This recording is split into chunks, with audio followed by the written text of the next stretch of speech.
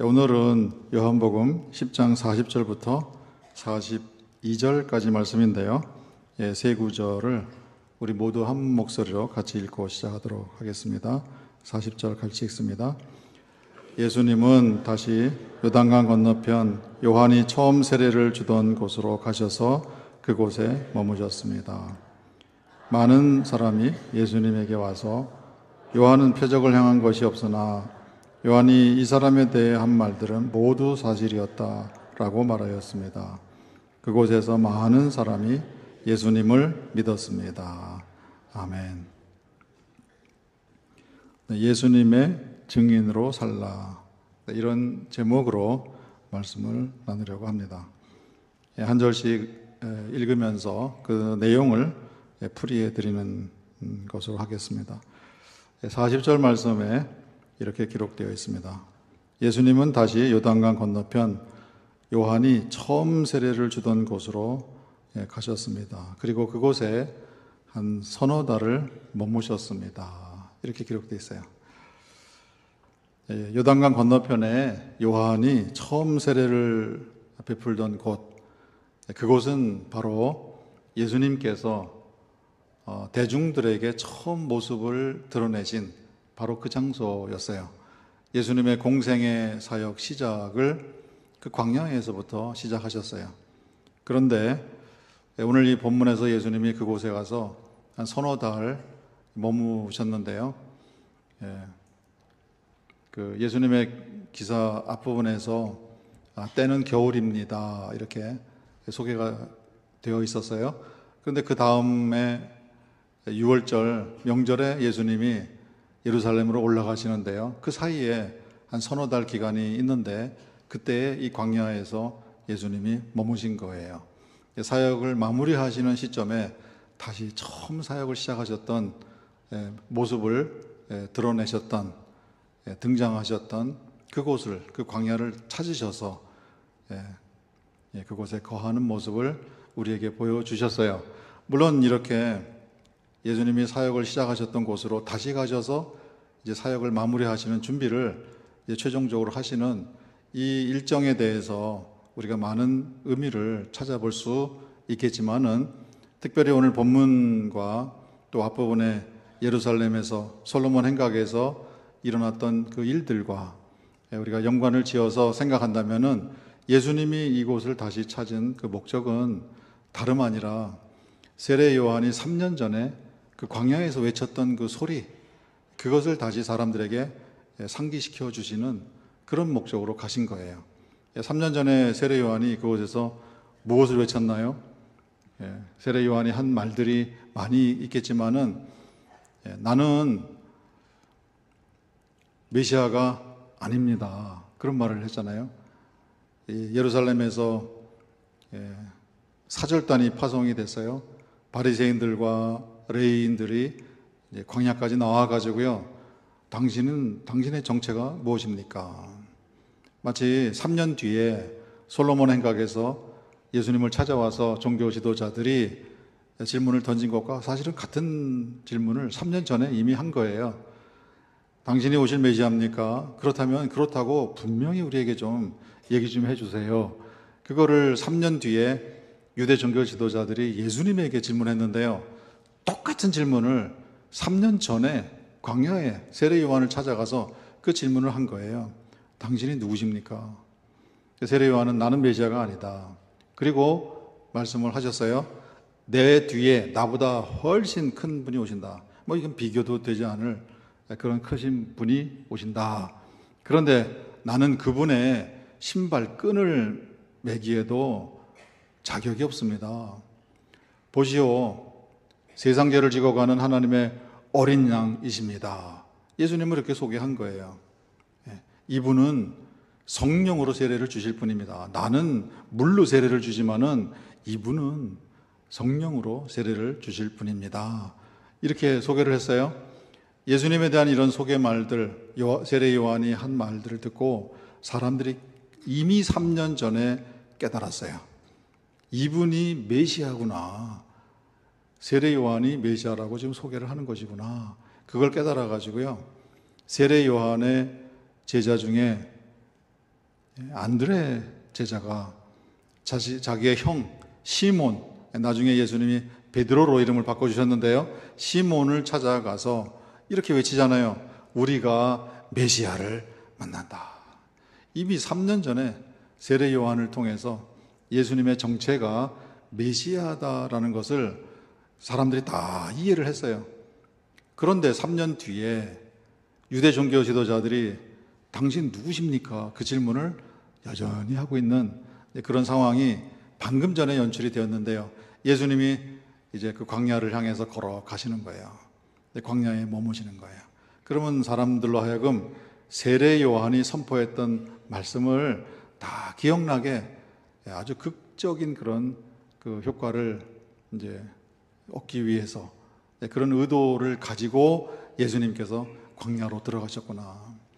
예수님은 그 이후에요, 세례 요한의 선포 이후에 3년 동안 예수님이 메시아다라는 것을, 하늘로부터 내려오신 하나님이시고 여호와시라는 것을 그렇게 3년 동안 가르침과 기적을 통해서 다 보여주셨는데, 확인을 해 주셨는데도 믿지 못하는 거예요. 예수님은 침묵으로 들어가시는 거예요. 아무 말씀하지 않으시고 광야로 터벅터벅 걸어 들어가시는 거예요. 그러나 그곳에서 세례 요한이 3년 전에 한때 그렇게 광야를 찾아오는 사람들을 향해서 외쳤던 소리가 있잖아요. 광야에서 외치는 자의 소리가 있었다. 광야가 쩌렁쩌렁 울리도록 그 광야를 찾아오는 사람들을 향해서 목이 터져라 외쳤던 그 소리, 메시아가 오십니다. 이분이 메시아입니다. 라는 그 소리를 사람들로 하여금 듣게 하도록 그곳으로 다시 찾아가셨구나. 글쎄요, 그 모습을 우리가 바라보면서 예수님은 무슨 마음이셨을까? 3년 동안 이 세상에 오신 메시아로서 정말 한 사람에게 이르기까지 하늘아버지의 사랑을 다 베풀어 주셨는데, 그런데 정작 예수님을 메시아로 모셔야 되는 유대의 종교 지도자들이 3년 뒤에도, 그때도 당신 누구요?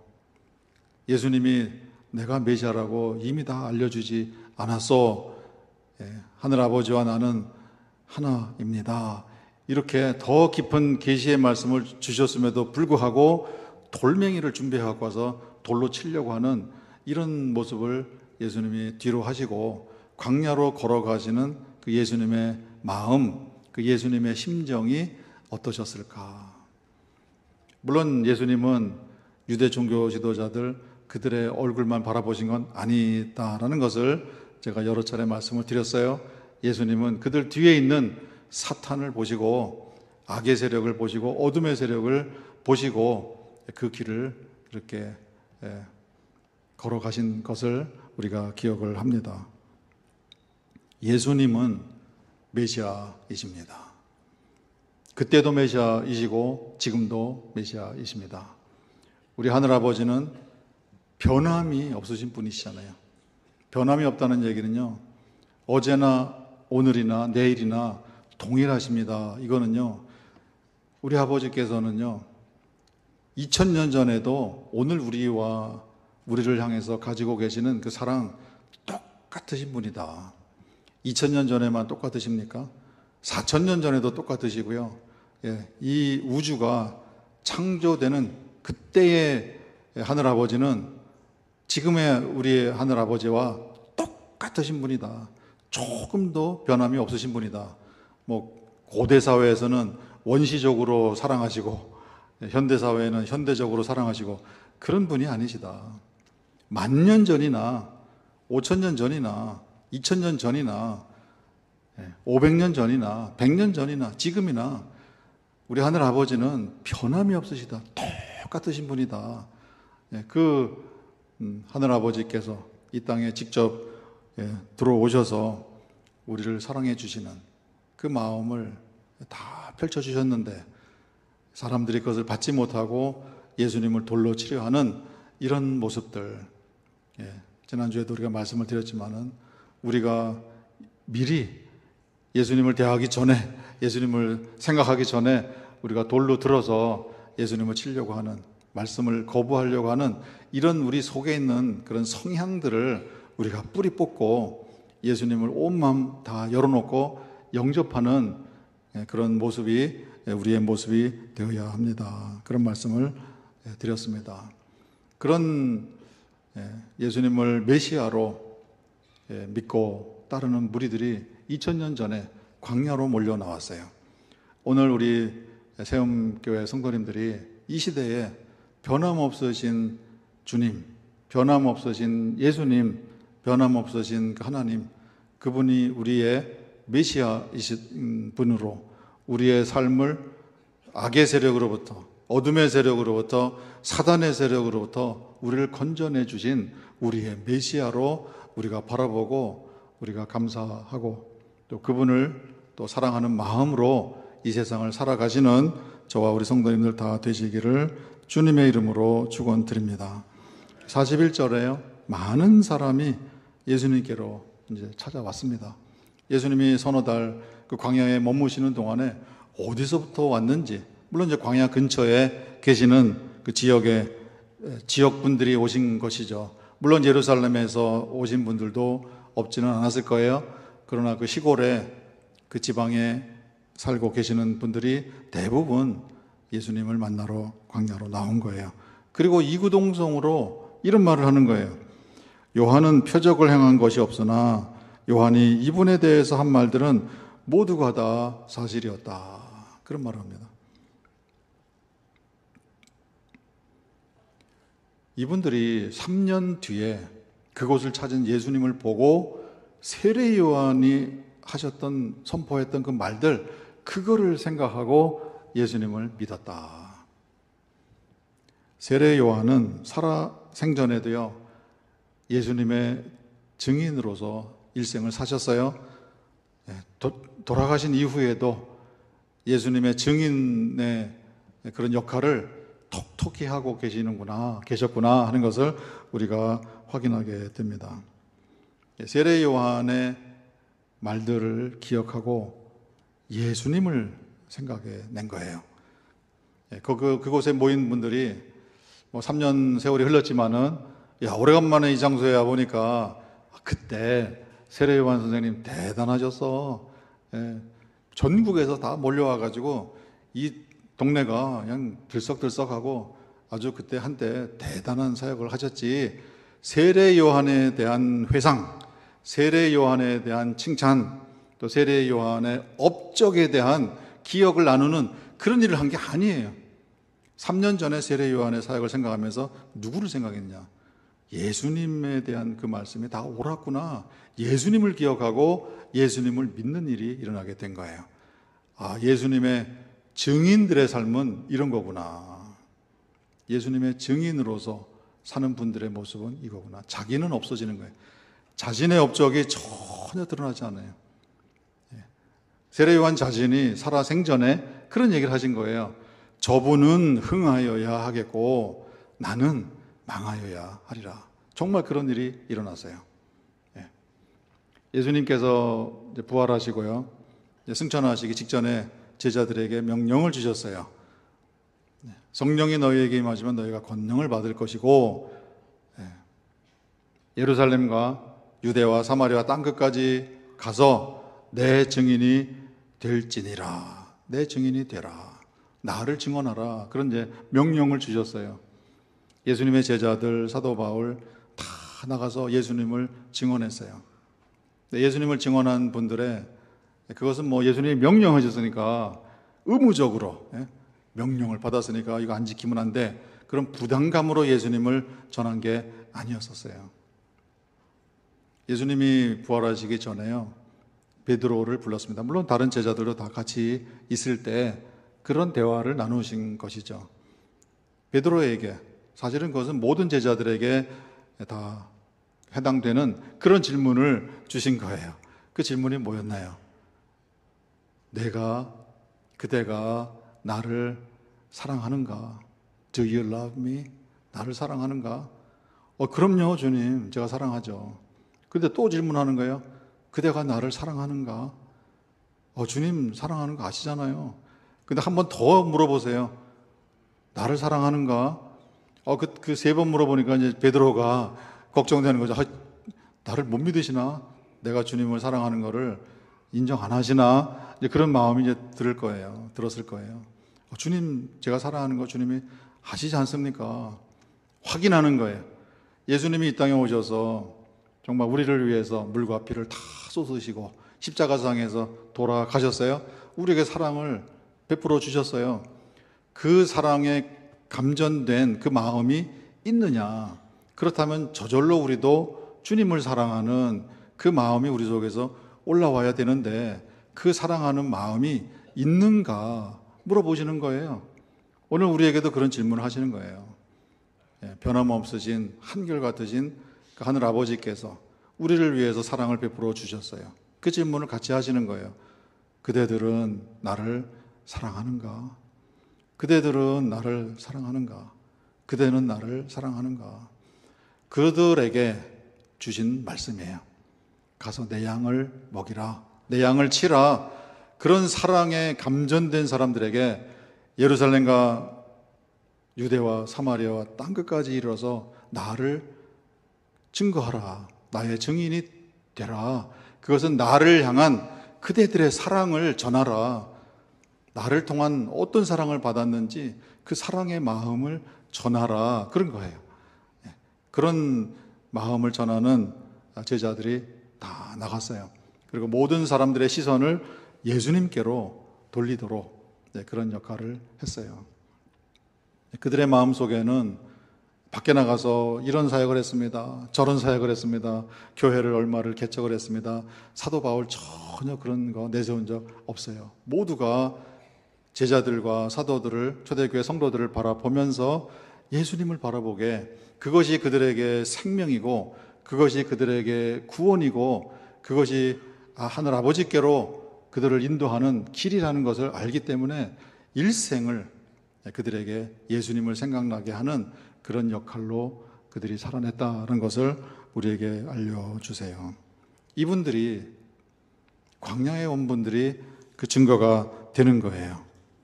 근데 이분들이 하는 말씀이 참 의미심장한 말씀이 있어요. 세례 요한은 표적을 행한 것이 없지만, 만약에 세례 요한이 표적을 행했으면요, 사람들이 세월이 지나서도 세례 요한이 행한 표적에 관심을 가지고 그 업적을 칭송하는 그런 말들을 했을 거예요. 그걸 안 하셨어요. 그런데 이분들이 세례 요한이 그때 선포했던 말들을 다 기억을 하고 그걸 깨달았어요. 예수님이 3년 동안 사역하시는 것을 보고 세례 요한이 한 말들이 다 사실이었구나, 그것을 깨닫고 예수님을 믿게 되었다라는 그 자체가, 그것이 가장 큰 표적이고 그것이 가장 큰 기적이었다. 세례 요한이 표적을 행하지 않으신 게 아니에요. 세례 요한을 통해서 어마어마한 표적이 나타났고 어마어마한 기적이 나타났다라는 것을 이 본문이 역설적으로 우리에게 확인을 해 주는 것이에요. 우리는 이런 성경에 기록된 그런 분들처럼 은사나 능력이 없다라고 생각하실 수 있어요. 그러나 우리 성도님들이 전하는 예수님을 향한 우리의 사랑의 말을 전하는 그 말을 듣고 누군가가 깨우쳐서 예수님을 영접하게 되었을 때 사실은 그것이 기적 중의 기적이고 그것이 표적 중의 표적이다라는 사실을 우리 성도님들이 꼭 기억하시면 좋을 것 같습니다. 우리가 전하는 한마디의 그 증언, 그것이 사람들을 살려내고 예수님을 기억하게 할 수 있다면은 그분들을 예수님께로 인도하는 그 한마디가 될 수 있다면은 그것은 이 세상에서 우리가 경험할 수 있는 최고의 기적이고 가장 큰 표적이다라는 사실을 우리 성도님들이 꼭 기억하시면 좋을 것 같습니다. 우리도 우리의 입을 열어서 우리를 향하신 하늘아버지의 사랑, 그리고 우리도 아버지를 사랑하고 예수님을 사랑한다는 것을 주위 사람들에게 우리가 다 전할 수 있는 그런 위치에 다 있는 거예요. 우리 성도님들이 예를 들어서 어디 맛집을 가셨어요. 갔는데 음식이 맛있어요. 가격도 좋아요. 그럴 때 이제 쓰는 표현이 가성비가 좋다 이런 표현을 하잖아요. 그러면은 주위 분들한테 소개를 하십니까? 안 하십니까? 여기는 손님이 많이 오면 안 돼. 앞으로 나만 알고 나만 가야 돼. 이러고 주위 분들한테 함구하시는 그런 분은 거의 없으시단 말이에요. 어디 가봐. 거기 가면은 음식도 맛있고 가성비도 좋고 다 이렇게 전한단 말이에요. 근데 우리를 위해서 십자가에 달려 돌아가시고 희생하시고 그 사랑을 베풀어 주신 그 주님, 그 주님을 내가 사랑하게 됐는데 그 주님을 소개를 안 할 수가 있나? 이건 가성비 정도가 아니고요. 영생의 길로, 이거는 사단의 세력으로부터 흑암과 죄와 사망의 세계로부터 건져내서 빛의 세계로, 생명의 세계로 인도해내는 이런 곳을 소개하는 것인데 어떻게 우리가 소개하지 않고 입을 다물고 남한 천국까지 이렇게 뭐 그것까지도 그렇게 독점하려고 하는 그런 마음이라도 계시면은 좀 기특하긴 할 텐데요. 그런 마음도 없이 이것도 아니고 저것도 아닌 그런 마음으로 예수님에 대해서 소개말을 안 전하는 그런 성도라면은 그 가슴 속에 무엇이 들어있을까? 우리가 좀 한번 의문을 품을 수밖에 없는 그런 일이 될 수밖에 없어요. 우리 성도님들의 가슴 속에 예수님에 대해서는 맛집 소개하는 것 차원을 넘어서 내가 꼭 이분에게 이 생명의 길을, 이 구원의 길을 예수님을 통해서 빛의 세계로 들어가는 이 길을 내가 소개를 안 해주면 안 되겠다 하는 그런 마음이 우리 성도님들의 가슴 속에서 사랑으로 터져 나오게 되시기를 간절히 소망합니다. 그곳에서 많은 사람이 예수님을 믿었다 이렇게 기록되어 있어요. 그곳에서 많은 사람이 예수님을 믿었다 그랬어요. 방금 전에 우리가 봤던 예수님이 솔로몬 행각에서 그렇습니다. 내가 메시아 맞습니다. 그리고 그들에게 더 깊은 정말 살아있는 하늘의 비밀이죠. 그것을 계시를 해줬는데 예수님을 돌로 쳐 죽이려고 했단 말이에요. 유대의 종교 지도자들은 예수님을 안 믿었어요. 3년 동안 예수님이 다 보여주셨는데, 무수히 많은 선한 일들을 다 보여주셨는데 안 믿었어요. 3년 전에 광야에서 세례 요한이 선포한 이분이 메시아다라는 메시지를 분명히 들었음에도 불구하고 안 믿었어요. 그런데 이때 광야에 몰려왔던 이분들은 예수님을 믿었어요. 유대 사회의 당대의 종교 지도자들은 예수님을 안 믿었는데 광야에 모여있는 민초들은 예수님을 믿었어요. 이 모습이 역사상 계속 반복되고 있는 모습이다라는 것을 우리가 보게 됩니다. 이 세상에서 혜택을 받은 사람들은 예수님에 대한 마음이 없어진다는 것을 우리가 확인합니다. 초대교회 안에서도 마찬가지예요. 사도 바울이 고린도전서 1장에서 그런 얘기를 합니다. 우리 가운데 지혜자가 많지 않습니다. 우리 가운데 권세자가 많지 않습니다. 우리 가운데 문벌이 좋은 분들이 많지 않습니다. 그분들은 예수님을 안 믿습니다. 그런 얘기예요. 아무리 예수님에 대한 우리의 사랑을 전해도 안 믿습니다. 그런 거예요. 그런데 이 세상 기준으로는 미련한 자들, 그들이 예수님을 영접하고 예수님을 믿습니다. 그래서 사도 바울이 뭐라 그럽니까? 하늘아버지께서 이 세상에 미련한 자들을 들어서 지혜로운 자들을 부끄럽게 만드십니다. 그 얘기예요. 이것이 역설이면서 이것이 아이러니예요. 이 세상에서 쉽게 말씀드리면은 이렇게 표현할 수 있는 거예요. 잘 먹고 잘 사는 사람들은 예수님에 대해서 관심이 없다. 또 없어질 것이다. 세상이 점점 발전하고 먹고 사는 문제를 해결하면 점점 그들의 의식 속에서 하늘에 대한 관심이 없어지고 예수님을 믿는 그 믿음이 없어지고 하늘 아버지를 가까이 모시고 살아가는 그런 풍조가 무너지게 된다라는 것을 우리에게 말씀해 주세요.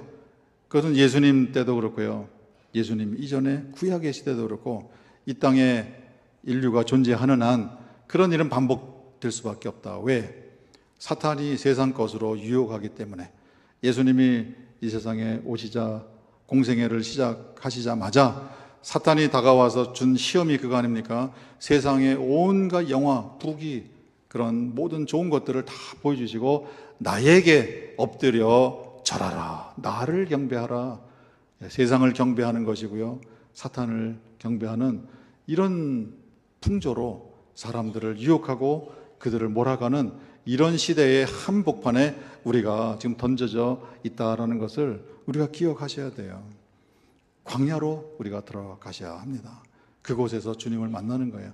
광야에서 예수님이 메시아임을 선포하셨고, 광야로 모인 자들은 그들은 예수님을 구주로 영접을 한 거예요.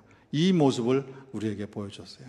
그래서 우리가 이스라엘 백성처럼 광야를 건너가는, 광야에 있는 그런 영성을 우리가 가지고 주님과 함께 걸어가는 우리 세움교회 성도님들은 그런 분들이 다 되실 수 있기를 바랍니다.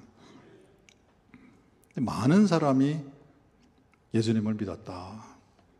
글쎄요, 세례 요한 선생께서 3년 전에 외치셨을 때요, 예수님에 대해서 외치셨을 때, 물론 본인들이 와서 회개하고 또 세례를 받고 하는 일은 했지만은 예수님에 관한 세례 요한의 선포를 몇 명이나 귀담아 들었을까?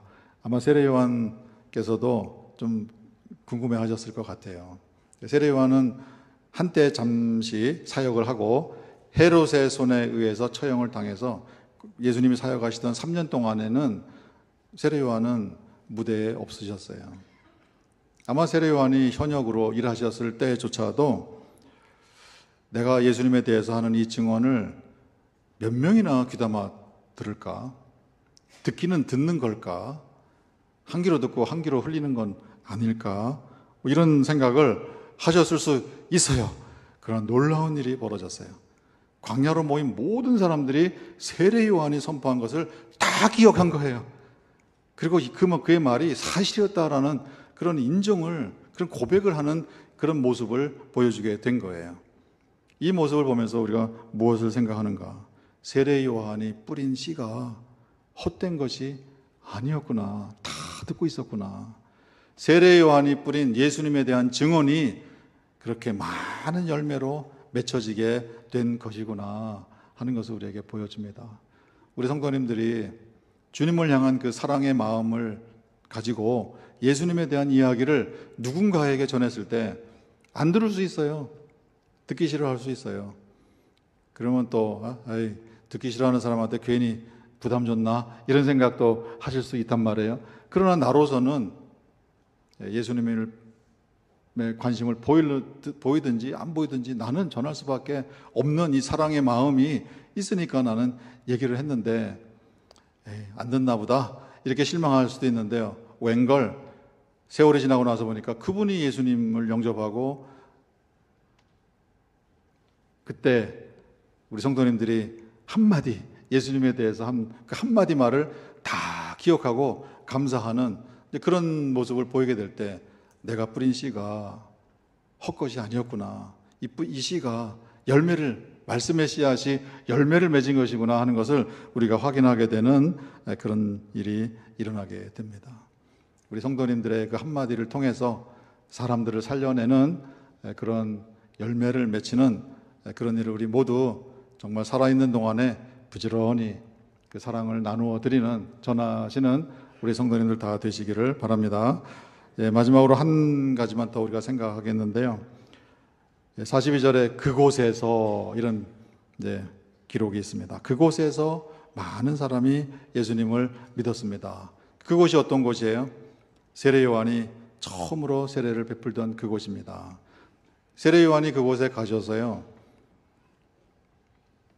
세례를 베풀기 전에 그곳은 그냥 아무도 찾지 않는 광야였을 수가 있어요. 그러나 그 장소가 세례 요한이 그곳에 사역을 했기 때문에 그 장소가 명소가 된 거예요.